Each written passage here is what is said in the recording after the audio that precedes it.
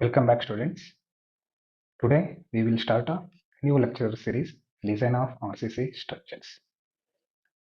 RCC structure ಅಲ್ಲಿರೋ complete ಸಿಲೆಬಸ್ನ as per VTU syllabus ಏನಿದೆ ನೋಡಿ, ವಿಶ್ವೇಶ್ವರಯ್ಯ ಟೆಕ್ನಾಲಜಿಕಲ್ ಯೂನಿವರ್ಸಿಟಿ, ಅದ್ರ ಪ್ರಕಾರ ನಾವು ಮಾಡಲ್ 1 ಇಂದ ಮಾಡಲ್ 5 ವರೆಗೂ ಎಲ್ಲ ಕಾನ್ಸೆಪ್ಟ್ನ ಏನು ಮಾಡ್ತಾ ಇದ್ದೀನಿ, ಈ ಸೀರೀಸ್ ಅಲ್ಲಿ ಕಂಪ್ಲೀಟ್ ಮಾಡ್ತಾ ಇದ್ದೀನಿ. This is a introduction class. So design of RCC structure ಅಲ್ಲಿ ಏನೆಲ್ಲ ಕಾನ್ಸೆಪ್ಟ್ಸ್ ಇದಾವೆ, ಸಿಲೆಬಸ್ ಅಲ್ಲಿ ಮಾಡಲ್ 1 to 5 ಅಲ್ಲಿ ಯಾವ ತರ ಡಿವೈಡ್ ಮಾಡಿದ್ದಾರೆ, ದೆನ್ ಮಾಡಲ್ 1 ಅಲ್ಲಿ ಏನು ಬರುತ್ತೆ, 2 ಅಲ್ಲಿ, 3 ಅಲ್ಲಿ ಮತ್ತೆ 4, 5 ಅಲ್ಲಿ ಏನೇನ್ ಕಾನ್ಸೆಪ್ಟ್ಸ್ ಇದಾವೆ ಅದನ್ನೆಲ್ಲ ಇವತ್ತು ಡಿಸ್ಕಸ್ ಮಾಡೋಣ. ಇದಾದ್ಮೇಲೆ ನೆಕ್ಸ್ಟ್ ಕ್ಲಾಸ್ ಇಂದ module 1 introduction to working stress method ಅಂತ ಬರುತ್ತೆ, ಅದನ್ನ ನಾವು ಏನ್ ಮಾಡೋಣ, ಡಿಸ್ಕಸ್ ಮಾಡ್ತಾ ಹೋಗೋಣ ಕ್ಲಾಸ್ ಬೈ ಕ್ಲಾಸ್. ಓಕೆನಾ? ಈಗ ಇಲ್ಲಿದೆ, this is a design of RCC structures. ಓಕೆನಾ?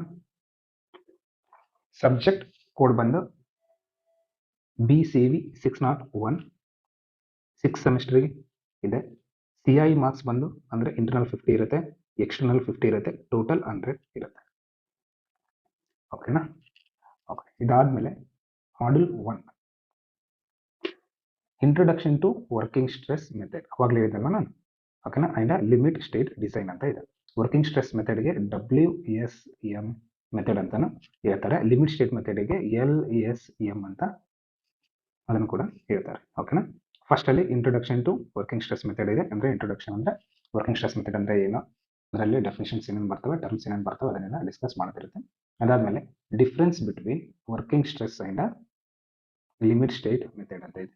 ಅದ್ರ ಎರಡು ನಡುವಿರ್ತಕ್ಕಂಥ ಡಿಫ್ರೆನ್ಸ್ ಏನಂತ ನೋಡ್ತಾ ಹೋಗ್ಬೇಕಾಗುತ್ತೆ. Then philosophy and principle of LSM, limit state design with assumptions ಅಂತ ಬರುತ್ತೆ. ಓಕೆನಾ? ಫಿಲಾಸಫಿ ಅಂತ ಹೇಳಿದ್ರೆ WSM ಯಾವಾಗಿಂದ ಸ್ಟಾರ್ಟ್ ಆಯ್ತು, ಅದರಲ್ಲಿರ್ತಕ್ಕಂಥ ಲಿಮಿಟೇಷನ್ಸ್ ಏನು, ಅದಾದ್ಮೇಲೆ LSM ಬರುತ್ತೆ, ಲಿಮಿಟ್ ಸ್ಟೇಟ್ ಮೆಥಡ್ ಅಂತ, ಅದರಲ್ಲಿರೋ ಅಡ್ವಾಂಟೇಜಸ್ ಏನು, ಡಿಸ್ಅಡ್ವಾಂಟೇಜಸ್ ಏನು, ಅದ್ರ ರಿಲೇಟೆಡ್ ಕೋಡ್ಸ್ ಎಲ್ಲ ಯಾವ ಇದಾವೆ ಅದನ್ನೆಲ್ಲ ಕಲಿಬೇಕಾಗುತ್ತೆ. ದೆನ್ ಪಾರ್ಷಿಯಲ್ ಸೇಫ್ಟಿ ಫ್ಯಾಕ್ಟರ್ಸ್ ಅಂತ ಬರ್ತವೆ.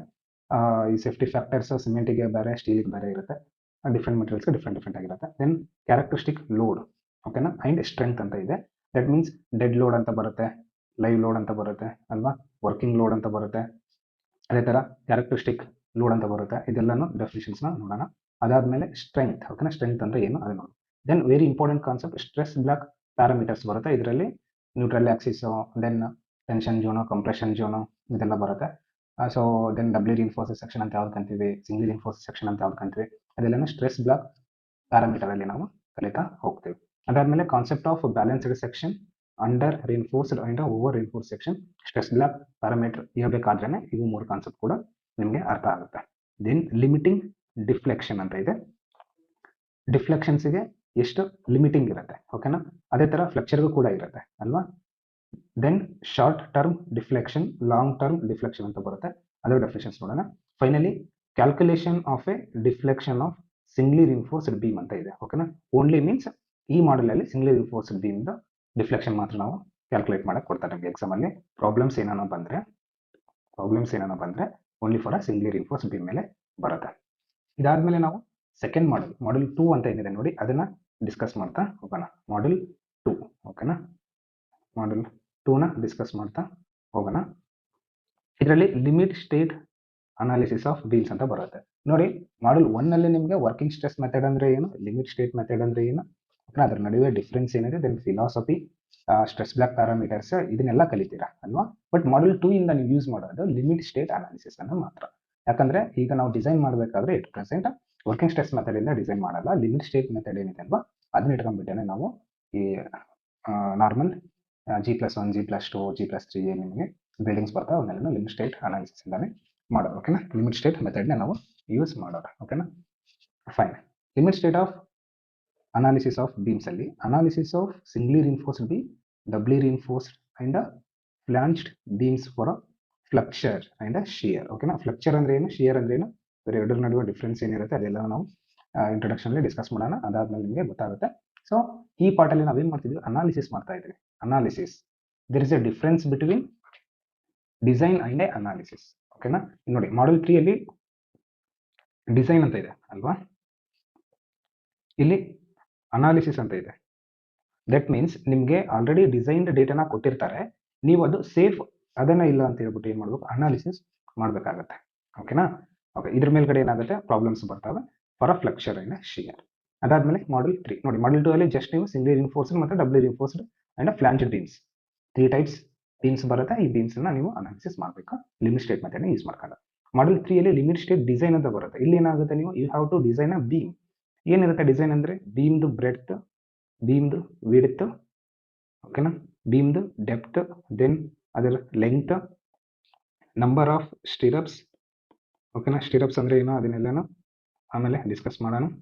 Stirrups, number of stirrups, then number of bars, ಓಕೆನಾ, ಅದೆಲ್ಲನೂ ಕೂಡ ನೀವೇನು ಮಾಡಬೇಕು, ಡಿಸೈನ್ ಮಾಡಬೇಕಾಗುತ್ತೆ. ಓಕೆನಾ? ದೆನ್ ನೋಡಿ, ಇದರಲ್ಲಿ design of singly reinforced beam ಇದೆ with check for shear, check for development length and other cheques.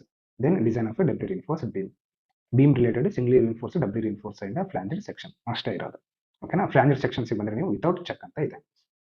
Okay, next ಮಾಡಲ್ 4 ಬರುತ್ತೆ. ಮಾಡಲ್ 4 ಅಲ್ಲಿ limit state design of slabs and staircases. Okay, introduction to one way and two way slabs. One way slab ಅಂದ್ರೆ ಏನು, two way slab ಅಂದ್ರೆ ಏನು, ಅದ್ರ ನಡುವೆ ಇರೋ differences ಏನು, ಯಾವುದಕ್ಕೆ ನಾವು ಒನ್ ವೇ ಸ್ಲ್ಯಾಬ್ ಅಂತ ಹೇಳ್ತೀವಿ, ಟೂ ವೇ ಸ್ಲ್ಯಾಬ್ಸ್ ಅಂತ ಹೇಳ್ತೀವಿ, ಅದನ್ನ ನಾವು ಡಿಸ್ಕಸ್ ಮಾಡಬೇಕಾಗುತ್ತೆ. ಎಕ್ಸಾಂಪಲ್, ಇವಾಗ ಇದು ಒಂದು ಸ್ಲ್ಯಾಬ್ ಇದೆ ಅಂತ ಅನ್ಕೊಂಡ್ರೆ, let's say this is a slab. ಓಕೆನಾ? This is X direction and this is Y direction, let's say. ಓಕೆನಾ? ನಾವು y by x is greater than or equal to 2 ಇದ್ರೆ it's a one way slab. One way slab. y by x is less than 2 ಇದ್ರೆ it's a two way slab. ಓಕೆನಾ? ಈ ತರ ಇರುತ್ತೆ. ಇದನ್ನು ನಾವು ಮಾಡಲ್ 4 ಬಂದಾಗ ನೀಟಾಗಿ ಡಿಸ್ಕಷನ್ ಮಾಡ್ತಾ ಹೋಗೋಣ, ನಿಮ್ಮ ಡೌಟ್ಸ್ ಕೂಡ ಕ್ಲಿಯರ್ ಆಗ್ತವೆ. ಇದಾದ್ಮೇಲೆ design of cantilever, simply supported and one way continuous slab ಇದೆ. ಅದಾದ್ಮೇಲೆ design of two way slab for different boundary conditions, design of a dog leg and open well staircases ಇದೆ. ಇದನ್ನ ನಾವು 4th ಮಾಡಲ್ ಬಂದಾಗ discussion ಮಾಡೋಣ. Next ಇರೋದು ಮಾಡಲ್ 5. ಓಕೆನಾ? ಮಾಡಲ್ 5 ಇಲ್ಲಿ ನೋಡಿ, ಮಾಡಲ್ 5 ಅಲ್ಲಿ limit state design of columns ಇದೆ, ದೆನ್ ಫೂಟಿಂಗ್ಸ್ ಇದೆ. Okay, analysis and design of short axially loaded RC column. Okay, design of columns with a uni-axial and a bi-axial moments, design concept of the footings, design of rectangular and a square column footings with a axial load ಅಂತ ಬರುತ್ತೆ. ಓಕೆನಾ? ಬೈ-axial ಅಂದ್ರೆ ಏನು, ಯೂನಿ-axial ಅಂದ್ರೆ ಏನು, ಎಸೆಂಟ್ರಿಕ್ ಅಂದ್ರೆ ಏನು, ಅದೆಲ್ಲನೂ ಕೂಡ ನಾವು ಮಾಡಲ್ 5 ಅಲ್ಲಿ ಡಿಸ್ಕಸ್ ಮಾಡೋಣ. ಈಗ ಫಾರ್ ಎಕ್ಸಾಂಪಲ್ ಹೇಳ್ಬೇಕಂದ್ರೆ, let's consider this is a column.